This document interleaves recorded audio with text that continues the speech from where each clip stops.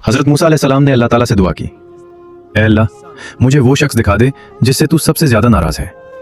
अल्लाह ताला ने फरमाया, जंगल में जाओ, वहां तुम्हें वो शख्स मिल जाएगा। हजरत मूसा अलैहिस्सलाम वहां गए तो देखा एक आदमी लकड़ियां काट रहा है। दिल में ख्याल आया, क्या यही वो शख्स है?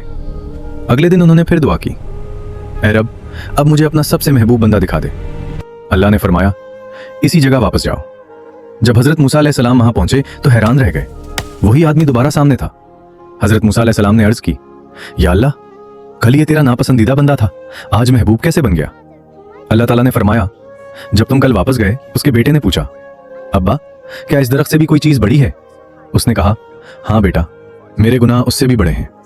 फिर बच्चे ने पूछा, क्या आपके गुनाहों से भी कोई चीज बड़ी है?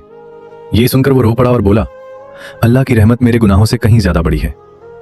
बस उसके ये अल्फाज कहना था, मैंने उसके सब गुनाह माफ कर दिए। सबक, गुनाह चाहे कितने भी हों, अल्लाह की रहमत हमेशा उनसे बड़ी है।